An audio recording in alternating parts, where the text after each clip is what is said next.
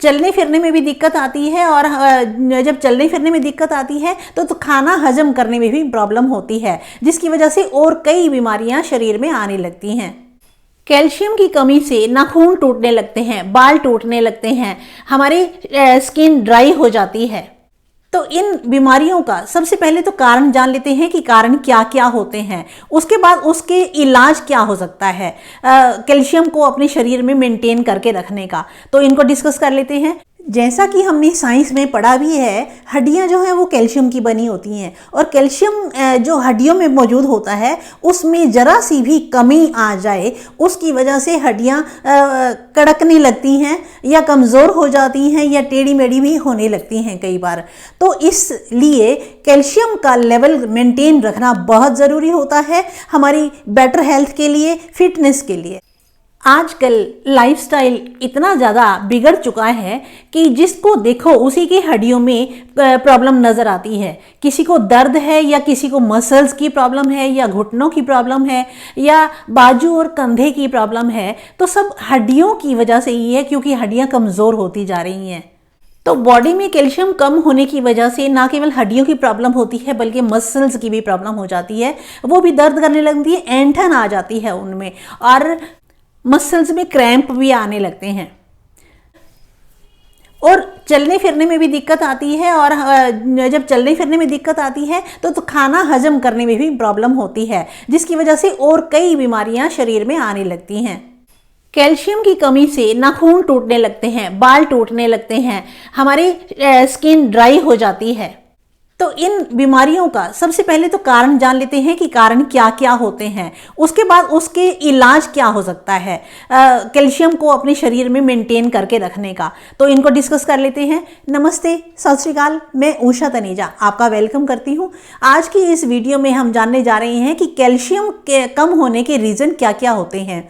तो सबसे पहला रीज़न ये होता है कि हमारे शरीर के अंदर विटामिन डी की कमी होती है। हम सूरज की धूप में उतना ज़्यादा नहीं बैठ पाते हैं, और कैल्शियम की हम जितनी भी चीज़ें खाते हैं उन सबको एब्जॉर्ब करने के लिए विटामिन डी की ज़रूरत होती है। हम चाहे कैल्शियम के लिए कितनी ही चीज़ें खाते रहें, सप्लीमेंट भी लेते रहें, जब तक हमारे शरीर में विटामिन डी की कमी रहेगी तब तक वो कैल्शियम हमारे बॉडी में एब्जॉर्ब नहीं हो सकता। कैल्शियम की कमी से न्यूरोलॉजिकल प्रॉब्लम्स आ जाती हैं, क्योंकि नर्व्स जो हैं वो हड्डियों के साथ जुड़ी रहती हैं, और उस वजह से भी हमारे नर्व्स में प्रॉब्लम आने से न्यूरोलॉजिकल प्रॉब्लम शुरू हो जाती है। तो इसका दूसरा रीज़न क्या हो सकता है, वो ये है कि जब हम अपने खाने में मैग्नीशियम और फॉस्फोरस ज़्यादा लेने लग जाते हैं तो उसकी वजह से भी कैल्शियम जो है वो कम एब्जॉर्ब हो पाता है, तो कैल्शियम का लेवल कम होने लगता है। इस वजह से भी हमारी हड्डियों के जोड़ों का दर्द शुरू हो जाता है। कैल्शियम की कमी का तीसरा कारण ये हो सकता है कि हमारा खान पान जो है वो इस तरह का होता है कि वो सारा यूरिन और स्टूल के द्वारा बाहर निकल जाता है, न्यूट्रिएंट्स सारे बाहर निकल जाते हैं, उस वजह से भी कैल्शियम में कमी आ जाती है।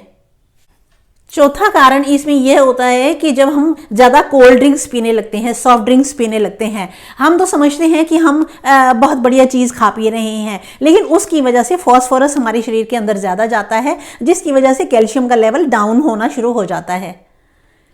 और पांचवा रीज़न, जब विमेन में मेनोपॉज की एज आती है 40, 45, 50 के आसपास, तब उन लेडीज में एस्ट्रोजन का लेवल डाउन हो जाता है, और एस्ट्रोजन का लेवल डाउन होने से कैल्शियम शरीर में जम नहीं पाता, हड्डियों को पूरा मिल नहीं पाता। ये है छठा कारण।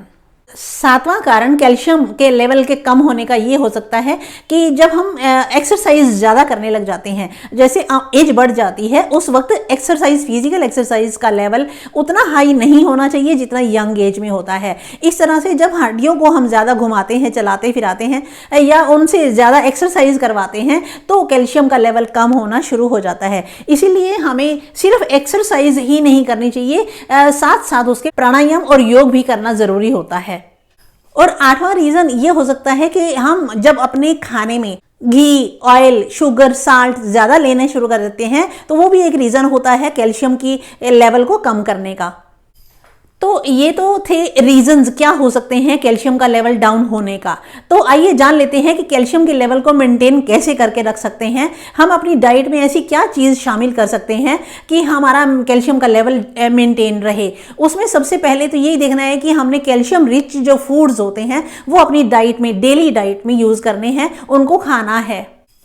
कैल्शियम के लेवल को मेंटेन करने का दूसरा उपाय ये है कि हमें हर रोज़ धूप लेनी चाहिए। सन रेज जो होती हैं वो हमारे शरीर पर डायरेक्ट जब पड़ती हैं तो हमारे शरीर में विटामिन डी बनता है। विटामिन डी बनता है तो हम कैल्शियम की जो भी चीज़ें खाते हैं उसका असर जो है वो पॉजिटिव हो जाता है, हमारे शरीर में कैल्शियम बनने लग जाता है। तीसरा उपाय इसका यह हो सकता है कि हम हर रोज़ जो है कम से कम 20 मिनट की वॉक करें, इससे ज़्यादा नहीं। और एक्सरसाइज भी जो हड्डियों की है वो कम से कम करें, ज़्यादा नहीं करें। इतनी नहीं कि वो वीक होनी और ज़्यादा शुरू हो जाए। हमें उसके साथ प्राणायाम करना चाहिए और योग करना चाहिए। बैलेंस्ड हमारी एक्सरसाइज और योग प्राणायाम होना चाहिए। अब ऐसी कौन सी एक ऐसी चीज़ हो सकती है जो हम रेडीमेड घर पे रख लें, तैयार हो जो हर वक्त, और हर रोज़ हम उसको बिना किसी परेशानी के, बिना किसी झंझट के अपने बॉडी में कंज्यूम कर सकें। वो एक ऐसी रेमेडी हो सकती है जैसा कि सबसे ज़्यादा बादाम में कैल्शियम पाया जाता है। तो आप कुछ बादाम, 15-20 बादाम ले लें। और दूसरा है खसखस, पॉपी सीड्स, वो आप 2-3 चम्मच ले लें। और उसके बाद तिल, सफ़ेद तिल, उसमें कैल्शियम काफ़ी होता है, 4-5 चम्मच वो ले लें। इन सबको ड्राई रोस्ट कर लें। ड्राई रोस्ट करने के बाद जब ठंडे हो जाएं तो ग्राइंडर में डाल के इसको पीस लें। और साथ में आप चाहें तो इसमें जो गट्टा मिश्री आती है, धागे वाली मिश्री जो आती है, उसको बारीक कूट के फिर ग्राइंडर में पीस लें, पाउडर बना लें और उसके साथ मिक्स करके इकट्ठा रख दें। तो आप 10-15 दिन की बना के इस तरह से रख सकते हैं। और जब भी रात को सोते वक्त आप दूध लेते हैं तो उस दूध में 1 चम्मच इस पाउडर का मिला के रोज़ पिए तो आपकी कैल्शियम की कमी पूरी होती रहेगी। और अगर आप रात को दूध नहीं पीते हैं तो आप गुनगुने पानी में भी ये पाउडर ले सकते हैं। वैसे दूध पीना हड्डियों के लिए ज़रूरी होता है, उससे हमें काफ़ी कैल्शियम मिलता है।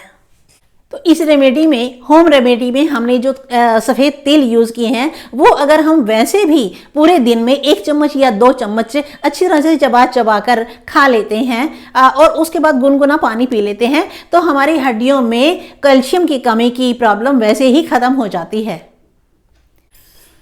तो ये थे कुछ रीजंस कैल्शियम की कमी के, और उसके लक्षण क्या होते हैं और उसके उपाय, उसको दूर करने के उपाय क्या हो सकते हैं। तो आज के लिए इतनी ही जानकारी इस वीडियो में। मिलते हैं किसी अगली वीडियो में किसी नए टॉपिक के साथ। तब तक आप अपना और अपनों का बहुत बहुत ख्याल रखना। और अगर पसंद आई हो जरा सी भी तो लाइक का बटन दबा देना और अपनों के साथ शेयर भी कर देना। और जाते जाते बेल का घंटा अगर नहीं दबाया अब तक तो जरूर दबा के जाना, नहीं तो सारी रात आपके कानों में घंटियां बजती रहेंगी। Okay, thank you, bye bye.